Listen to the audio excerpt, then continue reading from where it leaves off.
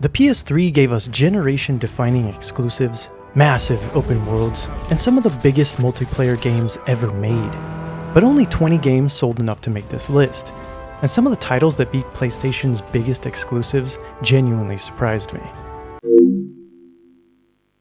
Skyrim became one of the defining RPGs of the generation, by giving players a huge open world with very little stopping them from simply picking a direction and seeing what they could find.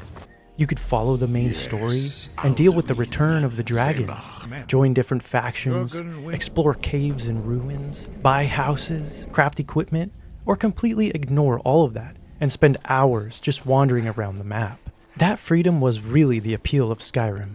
Two people could play for dozens of hours and end up having completely different experiences. The PS3 version also became notorious for technical problems, particularly as save files grew larger. But even with those issues, Skyrim reached an estimated 6.49 million copies sold on PS3, and just barely makes our top 20. At number 19 is Assassin's Creed 3. After spending several games with Ezio in Renaissance Europe, Assassin's Creed 3 made a major change in setting and introduced Connor during the American Revolution. The Frontier gave the series a much different feel. Connor could move through trees and natural environments, instead of relying almost entirely on buildings. While his combat style was noticeably more aggressive than the assassins who came before him. This was also the game that introduced naval combat to the series. Those ship missions started as one part of Assassin's Creed 3, but the idea worked well enough that Ubisoft expanded dramatically in Black Flag. Assassin's Creed 3 may not be remembered as fondly as Assassin's Creed 2, but commercially, it was enormous. It reached an estimated 6.5 million copies sold on PS3, showing just how big the franchise had become by this point. Coming in at number 18 is Red Dead Redemption. Rockstar had already proven what it could do with modern open worlds, but Red Dead Redemption took that same ambition and moved it to the American frontier. You play as John Marston, a former outlaw being forced to hunt down members of his old gang. But like most Rockstar games, a huge part of the experience was everything that happened between the main missions. You could hunt animals, track bounties, play poker, help strangers, get into random gunfights, or simply ride across the map and see what happened. Deadeye also gave the shooting its own identity, letting you slow things down and mark targets before firing. And despite all the obvious comparisons to GTA, Red Dead Redemption never really felt like GTA with horses. Its slower pace and western setting gave it a completely different identity, helping it reach an estimated 6.57 million copies sold on PS3.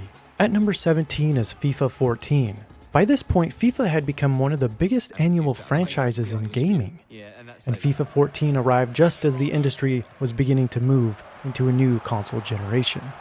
The PS3 version introduced precision movement, pure shot, and a new ball physics system designed to change how players moved and how shots behaved. Ultimate Team was already a major part of the series, alongside career modes and online play, while co-op seasons let two players compete through the season structured together. What makes its estimated 6.61 million PS3 sales especially impressive is that millions of players were still buying FIFA 14 even with newer hardware arriving at almost exactly the same time.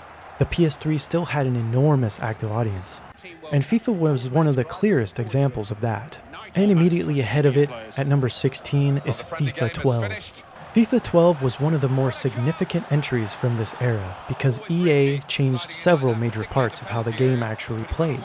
The biggest addition was the Player Impact Engine, a new physics system designed to make collisions and physical battles between players behave more naturally. Precision dribbling gave you more control in tight spaces, while tactical defending completely changed defending by putting more emphasis on positioning, timing, and interceptions instead of constantly relying on the tackle button. That last change definitely took some adjusting to, if you had spent years playing the older FIFA games. Commercially though, FIFA 12 reached an estimated 6.65 million copies sold on PS3, and helped cement the series as one of the dominant franchises of the generation.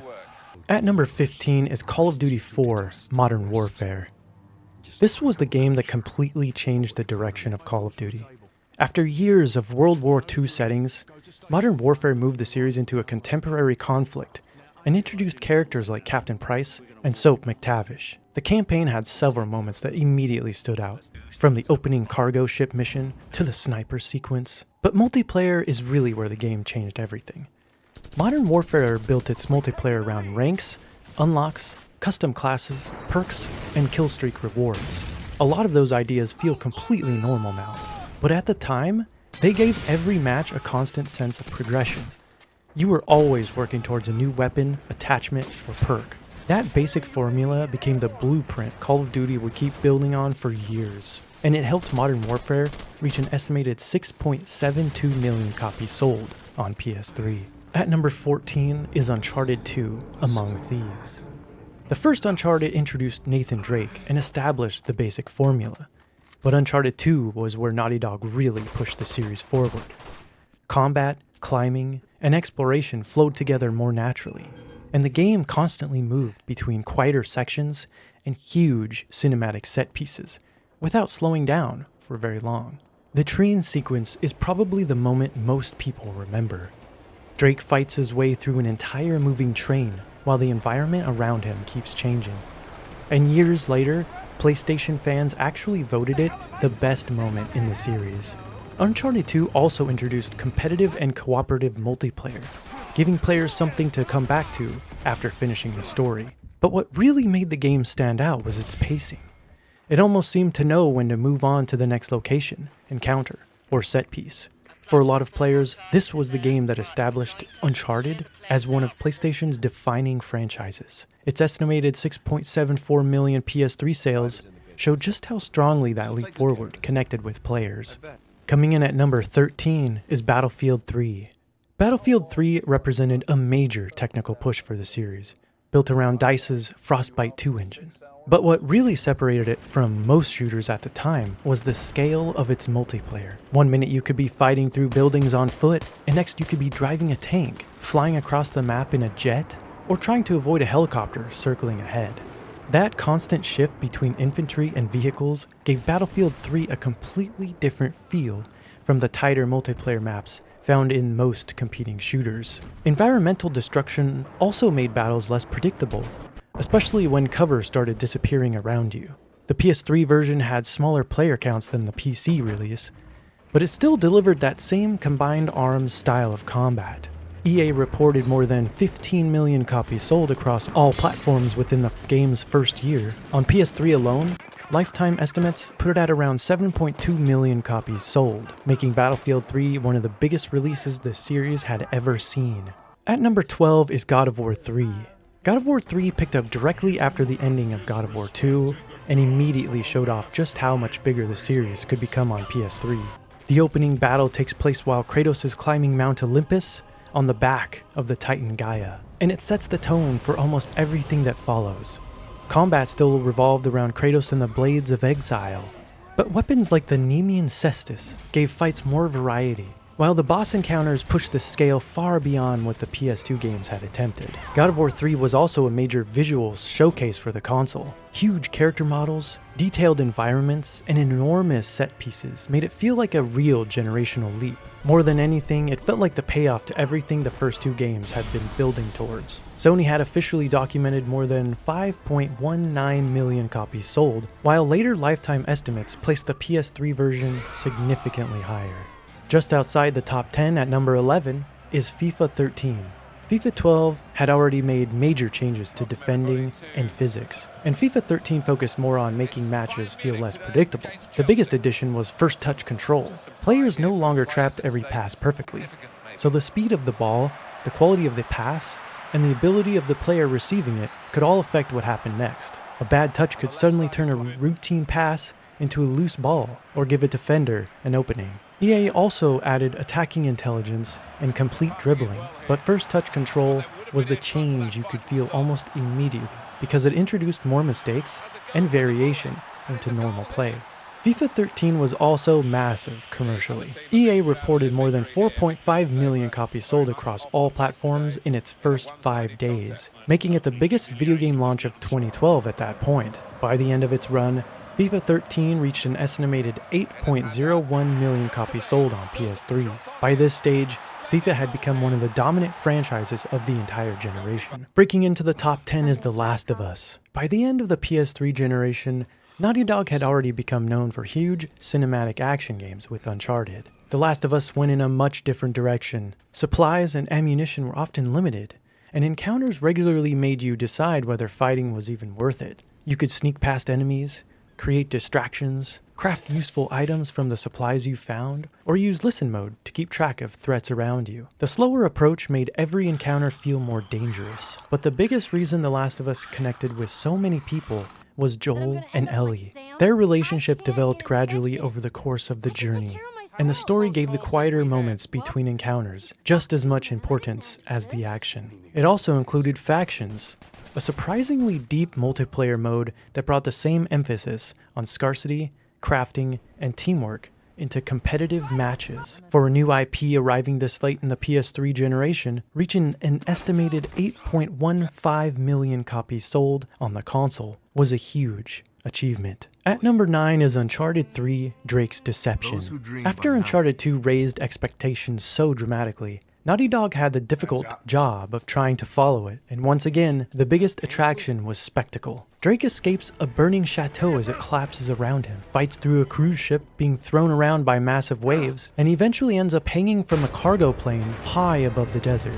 The plane sequence in particular became one of those moments that felt almost impossible for the first time you saw it running on a PS3. But Uncharted 3 also spent more time exploring Drake himself, especially his relationship with Sully, and the lengths he was willing to go to keep chasing the next discovery. Competitive and cooperative multiplayer returned as well, with Naughty Dog expanding it through split-screen support and multiplayer maps that could change during the match. Uncharted 2 may still be the game that gets talked about the most, but Uncharted 3 proved its success wasn't a one-time thing. Lifetime estimates put Uncharted 3 at around 9 million copies sold. By this point, the series had become one of PlayStation's biggest franchises. At number 8 is Call of Duty Ghosts. Ghosts arrived after the original Modern Warfare trilogy and the first 2 Black Ops games, so Infinity Ward used it as a chance to introduce a completely new story and cast. You play primarily as Logan Walker, part of an elite group of soldiers known as the Ghosts, alongside his brother Hesh, and probably the game's most famous new character, Riley. Yes,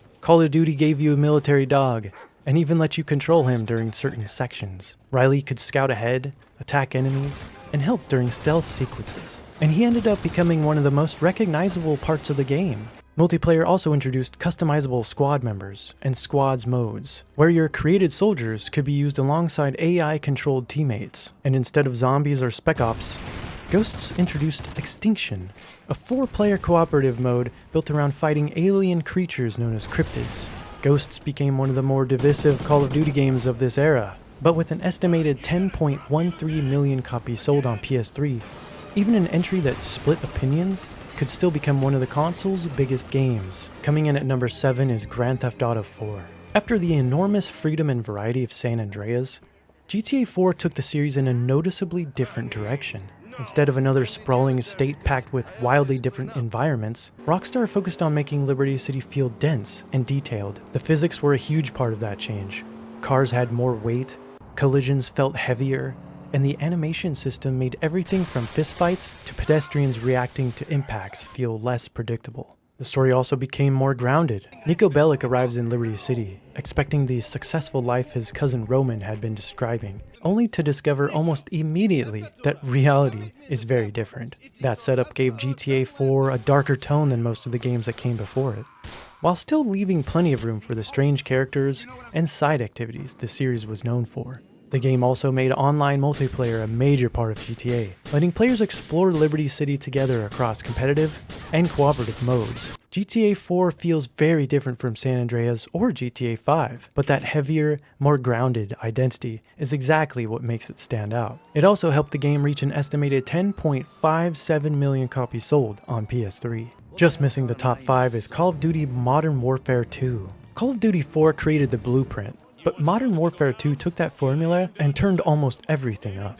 The campaign moved between huge set pieces, from fighting through suburban America to a high-speed snowmobile escape, while continuing the story of Soap, Captain Price, and Task Force 141. It also introduced Special Ops, a separate collection of missions built around replayability and cooperative play. But multiplayer is where Modern Warfare 2 really became a phenomenon. Maps like Terminal, High Rise, Rust, Afghan, and Favela became some of the most recognizable maps from this era of Call of Duty. While the expanded killstreak system let players choose their rewards and work towards increasingly powerful bonuses. And sitting at the top was the tactical nuke. Reach the required 25 kill streak and you could end the entire match yourself. Modern Warfare 2 also became closely tied to quick scoping, trick shots, search and destroy montages, and the early Call of Duty YouTube scene. With an estimated 10.61 million copies sold on PS3, it wasn't just one of the console's biggest shooters. For a lot of players, it became one of the defining online multiplayer games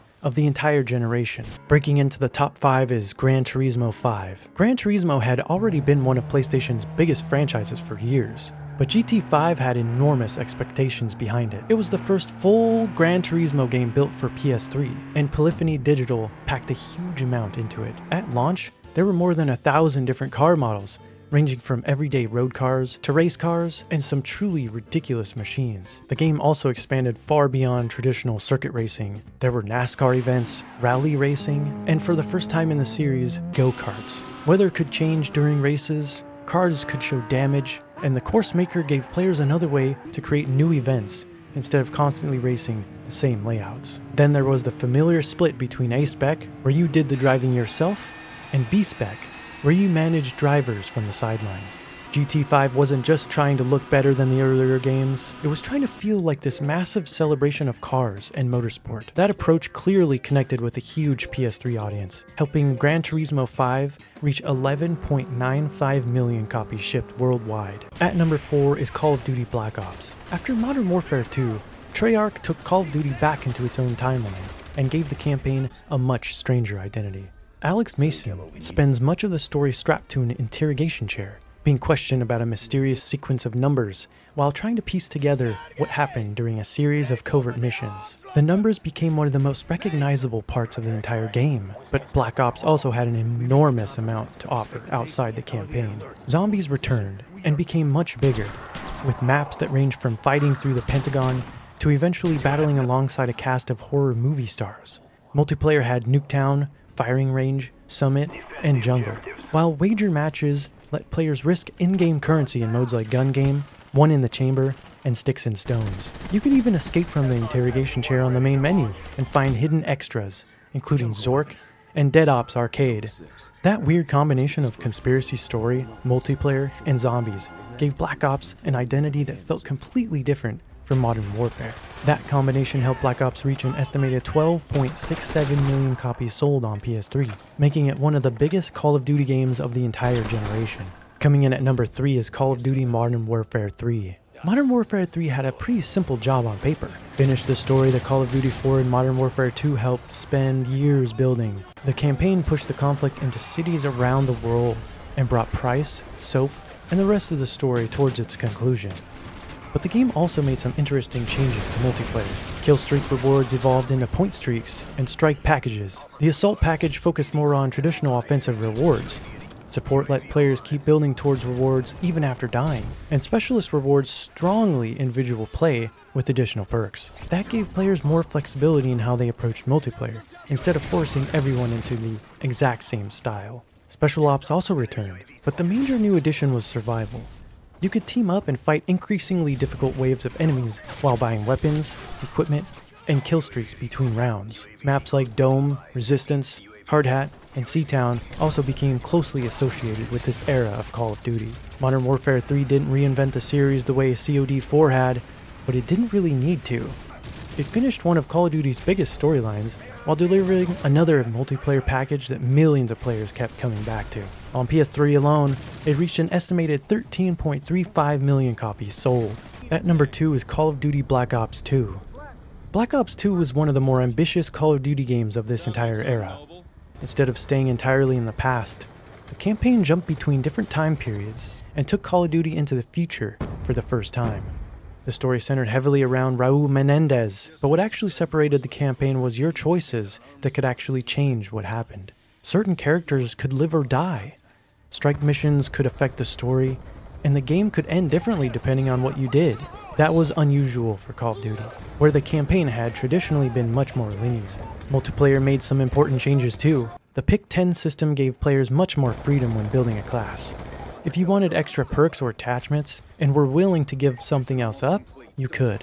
Black Ops 2 also introduced League Play, giving competitive players a proper ranked system, while maps like Hijacked, Standoff, Slums, and Express became some of the most recognizable multiplayer locations from the series. And then there was Zombies, with Transit, the Bus, the New Crew, and modes like Grief, pushing the mode into completely different directions. Black Ops 2 managed to make meaningful changes to the campaign, multiplayer, and zombies at the same time. For many players, it became one of the defining Call of Duty games of the generation, reaching an estimated 13.8 million copies sold on PS3. And yet somehow, it still wasn't number one. And finally, the best-selling game on PS3 is Grand Theft Auto 5. By the time GTA 5 arrived, expectations were almost impossible to meet. Rockstar responded by creating its largest and most ambitious Grand Theft Auto game of the generation. Instead of following one protagonist, GTA 5 centered around three: Michael, Franklin, and Trevor.